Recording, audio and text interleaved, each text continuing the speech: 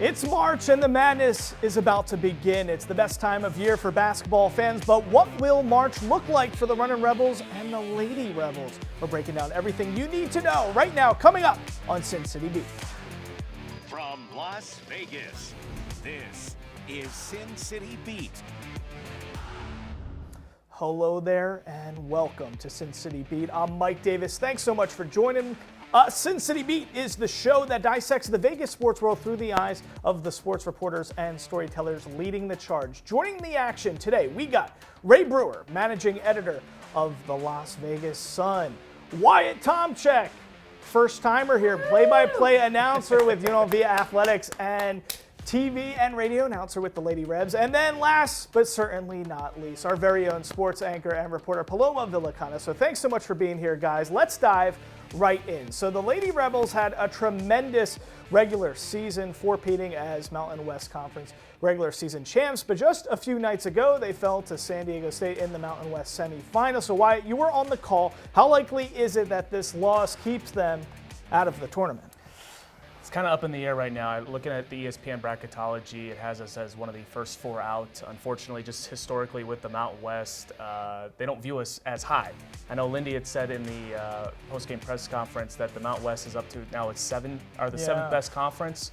It is the best conference, or it's been the best that I've seen in the last handful of years. I mean, Wyoming over 20 wins, San Diego State, who just won the conference tournament, had over 20 wins. So there's going to be a lot of fingers crossed for UNLV. You know, I think the big thing for the Lady Rebels that will help them is they've been consistent over 4 years. This isn't just like a one-year thing where they've been really good. We've won 4 straight regular season championships, had 3 straight conference tournament championships. One thing that might hold us back is just not the marquee win like we had last year against Arizona and Oklahoma. Okay, so a lack of those marquee wins. I mean, Paloma, you're covering this team day in, day out. I didn't realize the situation was this dire. I didn't realize we really needed to win the conference championship in order to get in. What are you thinking about this and hearing that we might be on the brink of not even getting into March Madness? I think not winning the Mountain West tournament is going to hurt them, and then not really coming out and playing lights out in the tournament too will also play a factor. But like Wyatt just mentioned, just the non-conference schedule. Lindy LaRocque does a really good job of scheduling a really tough non-conference schedule, but the losses there are going to hurt them. And we've seen the Lady Rebels fall short in the NCAA tournament on, facing these bigger Power 4 conference schools. So, I like Wyatt has said, the building of success at UNLV. We talk about Lindy LaRocque and her dynasty at UNLV with 3 straight Mountain West championships. Yeah. 4 straight regular season titles, never done before at UNLV. So obviously we're rooting for the Lady Rebels, hoping they continue to play in March, but you got to look at the future of this roster too. So many young hoopers, so much bright talent with Amarachi Kimpson and Meadow Rowland. I mean, Ray, is this one of those things where you tense up? I used to tense up too when I would play athletics. I mean, sometimes, you want it so bad, you kind of need this to happen, and you tense up. I even do it in my dating life, Ray. I tense up when I really want something. So tell me, you think that's what happened here a little bit? I just think that it was a bad night to not have a great shooting performance. They fell into an early hole. They couldn't shoot themselves out of it. And it's a shame because we've seen Lindy take this program from, hey, we'd love to be at the edge of our seats on Selection Sunday, to, hey, where are we going to be seated, and can we grab that elusive win against the Power 5 conference?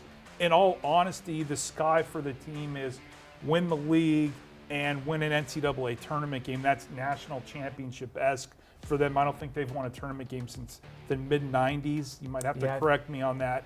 And so shout out to them for a great year.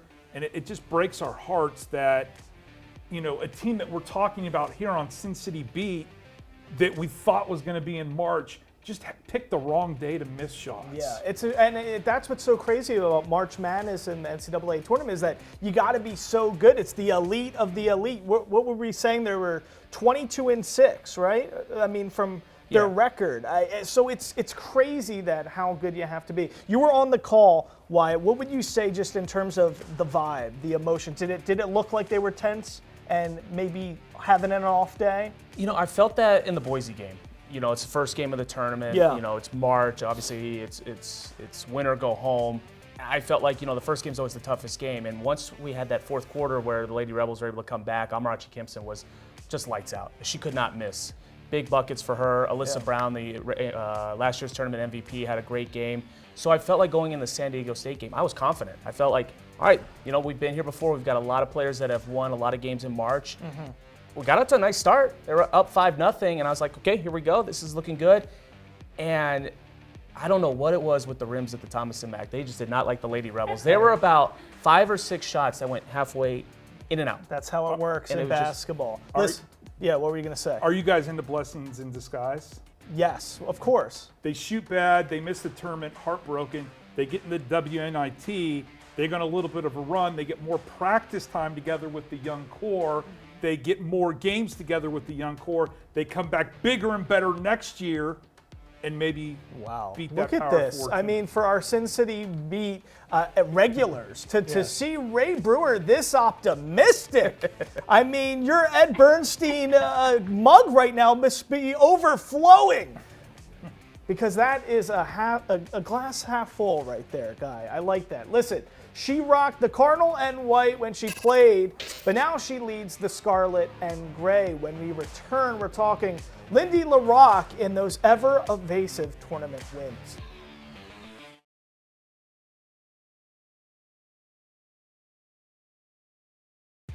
You're watching Sin City Beat. Born in Las Vegas, a graduate of Durango High School, as a shooting guard, she won Nevada All-State honors in all 4 years. Lindy LaRocque even graduated with a 4.7 GPA as valedictorian of her class. I don't even know if Ray Brewer knew that one, and he knows everything. Then she played a little at Stanford, then coaching with Oklahoma, Belmont, and Stanford again. She returned home to lead UNLV. As a head coach at UNLV, she has a record of 126-28. And let's list the accolades because they are long. 3 Mountain West Tournament championships, 4 Mountain West regular season titles, and 3 Mountain West Coach of the Year awards, including this season. Yet, LaRocque is 0-3 in March Madness. So Ray Brewer, now on the bubble, what kind of pressure, if any, is on Lindy LaRocque to win in the NCAA tournament? Absolutely none. I think they'll name a street after her if she stays there the next 15 years. To go from years of middle-of-the-road records and years of nobody going to games to having people attend the games to going on NCAA tournament runs to being the premier force in the Mountain West Conference. Remember, UNLV is at a really interesting stage in its growth where they need to dominate in every sport to attract the eyes of a better conference. Well, let's not worry about it with women's basketball because of one person. Lindy LaRocque, local, she knows what the UNLV brand means. She was a ball girl growing up as a kid. Her dad, Al, was a coach and a great human being. Her mom's an educator, hence the 4.7 grade point high school average. Did you know the valedictorian thing? I don't know. I could have guessed it. I mean, he's it's a being coin humble. flip. He's being humble. He Coin knows flip. everything. But what I'm saying is Yes. that she was the perfect person, a Las Vegas local, born and raised. She recruited locals. Locals got her to the finish line. She is on the Mount Rushmore of UNLV coaches. Wow, yeah, that was, I mean, what a beautiful. Move on to the next. Don't let them talk. Move on to the next. I all agree. Somebody else join in there because Yes. that was definitely social media friendly. That was a great response right there. What do you think, Wyatt? I mean, Coach LaRocque has been, you know, on cue, a rock star for this program. As Ray said, you know, before UNLV was kind of a middle pack in the Mountain West, and when Coach LaRocque got here, I thought her first season was her best season as a head coach. What she was able to do with the talent that was there, I think they had 4 girls opt out, missing out on so many key players from last year's team that graduated, and she got them to a number 2 seed. Yeah. So I right then and there, I was like, she's building something special, and since then, all she's done is won. She brings great passion, great energy to the program. She loves this game. She loves this city. She loves her players. She almost will tackle the players after they make a great play out on the court. I just love being able to call the games and watching what she does. It is an honor and a treat. And, you know, as Ray said, Mount Rushmore, she's one of the best that UNLV has had. So the pressure isn't there, Paloma. Well, I talked to her before the season, and she told me the expectation of this year's season is to win in the NCAA tournament. So, no doubt, I mean, we're all hoping that they can continue to play in March, but I mean, I think she feels let down if they're not in the NCAA tournament because she fell short of her goal. And if you know Lindy, if you're around Lindy, she is just so intense, so focused on winning. Her culture is all about winning. So even if there's not so much external pressure on her and the program to win, what about that pressure she puts on herself? Well, I think, she wants to win. She wants to be able to silence the critics when they say, well, you're great, but you haven't done this, you haven't done that. I mean, we've been so close to the NCAA tournament. The first year against Arizona, we had a lead going into the fourth quarter. The last 2 years, the game just kind of got away about the second quarter, never could come back. But I really felt like if they can get into the NCAA tournament this year, that they can make some really good noise because they've been competitive against Baylor, who just lost to TCU in the Big 12 championship. Played Oklahoma really well. I believe it was a 1-point game going into halftime. So this is a Lady Rebel team that when they play up to the Power 4 schools, they play them pretty tough. Okay, so we got a minute left here in this block. I know, Ray, Wyatt, you were saying they haven't had that, big top tier win that would go on their record. Ray, you've been so eloquent all show long, and you're so optimistic today. I mean, I just want to give you a hug. I want to hold hands with you, frankly. Okay, good. Can you give us a prediction? What do you think's going to happen? We know we're taping this right now on Wednesday of this week, leading into Selection Sunday. What do you think's going to happen if they're on this bubble? Are they in or are they out? So it could go one of two ways. They could somehow manage to get in playing one of the first 4 games and get that elusive win, and Lindy is flawless still in all of her goals at UNLV. Or what I still think is better for the program, they come up just a little short because the Mountain West doesn't have as much pull as it needs to have, and they go to the NIT and they go on a great run and they have a very memorable March. Okay. I would prefer the latter. Okay, There you go. You heard it from Ray Brewer. I'm waiting for that Lindy LaRock Street too. I mean, that's a cool Brewer Davis. That's not a great street name. LaRock. Yeah. You go down Jerry Tarkanian Avenue, you make a left on Lindy LaRock Road. There you go. And you're at the arena. You and me could be in a Corvette holding hands driving on Lindy LaRock Road. You better say if you smell what Coach LaRock is cooking as you drive down the road. Oh, there we go. All right, we got some Dwayne Johnson references. Guys, from one coach to the other. Coming up next, we're talking Kevin Kruger.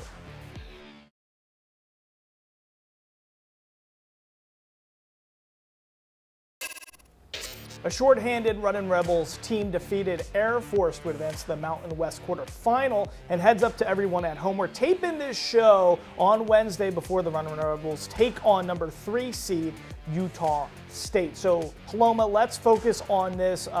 Coach Kevin Kruger. Overall, in 4 seasons as UNLV's head coach, he's always had a record of above 500, but 0 March Madness tickets. So last year, the Runnin Rebels made the NIT quarterfinals. What does Kruger's future look like for UNLV and himself? He's always remained really positive. Obviously, we've seen a very unlucky season with the Runnin Rebels, and this team being injured at the start of the season, now injured at the end of the season, going into the tournament shorthanded.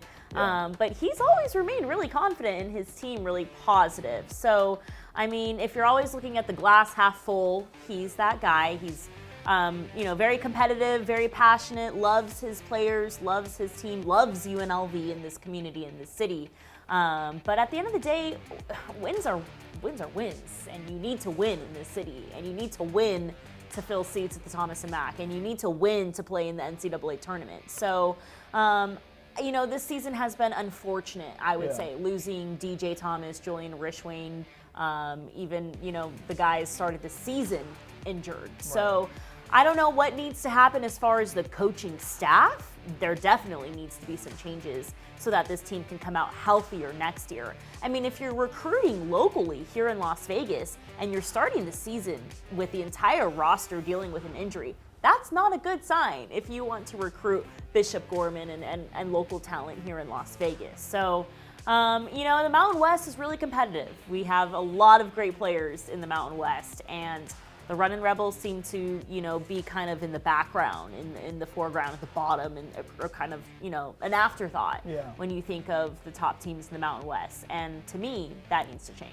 Yeah, a lot has to change. Listen, we love Kevin Kruger, Lon Kruger, great people within the community. It's hard not to love them.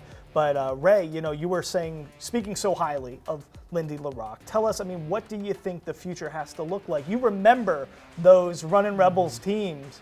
You just know what this program can be and what it can mean to this city. What does the future look like?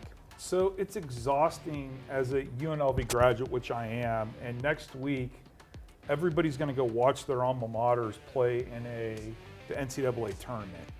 And UNLV, which when I was a kid went to 3 Final Fours in 5 years, and that's all we knew. And we dreamt that we were Freddie Banks hitting a big shot, or we were, Armin the Hammer Gilliam or Anderson Hunt, and we raided the streets when they beat Duke in '90. And to just sit there on, March whatever and be like, okay, great. Yap last night had his first career bucket in the tournament when they were down by 8 points to Air Force. It's sickening, and you see that because nobody goes to the games anymore. At the same time, Kevin's one of us. He brought us our best moment since Jerry Tarkanian's Rebels when they went to the Sweet 16, when they upset Wisconsin.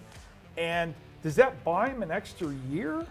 Do you want to get in the habit of having to pay 2 coaches? It came out last week that Kevin had an extra year added to his contract, that he'd be owed $2.3 million to go away. They're already short on cash. Do you want to throw more cash at a fire that could be put out by somebody who's there? It's the more economical option. And so those are decisions that's going to have to be made by UNLV.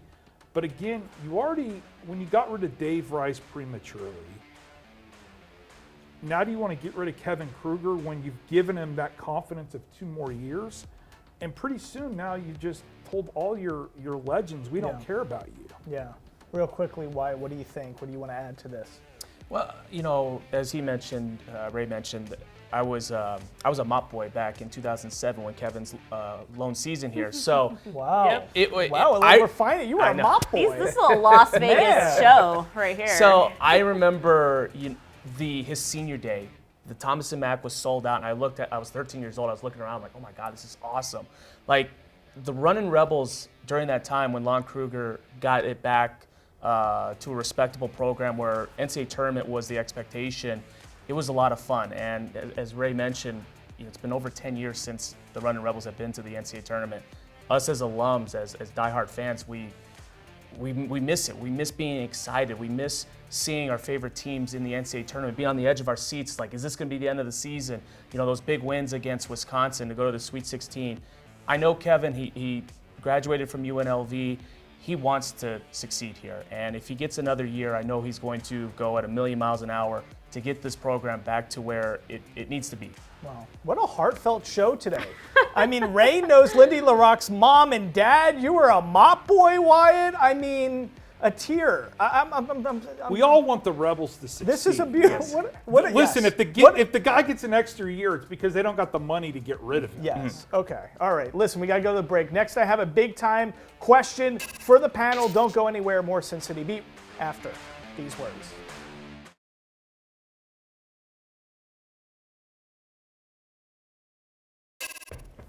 All right, welcome back to Sin City Beat. So I've been waiting to ask this question all day long. Is it possible for the Runnin Rebs to have a football program type of turnaround? And how does that happen? Ray Brewer, I'm putting you on the spot first.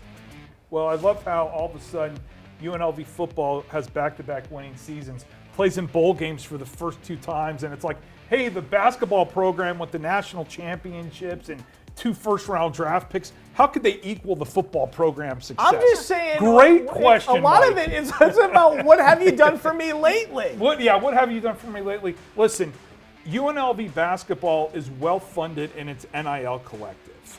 It's going to be, how is Kevin or whomever the new coach is going to spend that money upgrading the roster, because they invested poorly in this year's team, right? You had injured players, you overpaid on some guys. who aren't playing to their potential.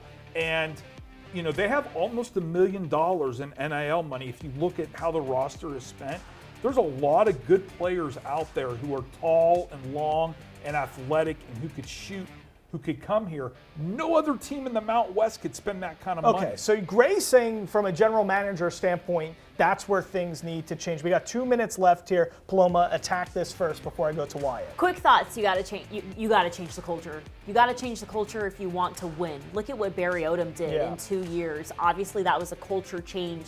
Totally about winning games.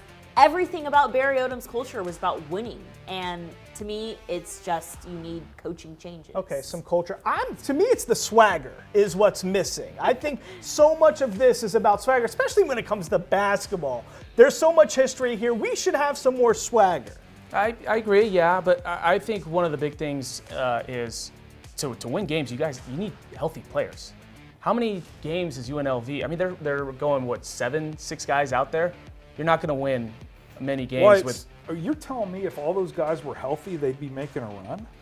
You get a better chance. Better chance. Better DJ chance. and Julian, yeah, they could use those guys. Give yourself a fighting chance. DJ and Julian played a lot of the year. I just think that this roster was misevaluated when it was constructed.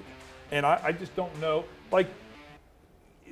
not to call out any individual player, but they just picked the wrong guys in free agency. When you're building a roster. And that happens with NIL. Look at Kansas basketball, right? Yeah. Well, NIL has changed a lot when it comes to collegiate athletics, but we'll see if a turnaround could occur for the. I felt bad. That's my I'm first used to time. cutting off you or somebody else. I apologize to the man. We're good. We're experiencing listening. this. This is a love affair. We're all having a great time here. What a great display. Clap it up for Wyatt. Great having him on the show for the Thank you, first guys. time. We'll have you back. We can't wait to have you again. Ray Brewer, thanks for being optimistic and positive today. You look great, buddy. And Paloma Villicana, the great PV, as we call her. Thank you so much, guys. I'm Mike Davis. We'll see you next time here on Sin City Beat. Let's see what happens on Selection Sunday.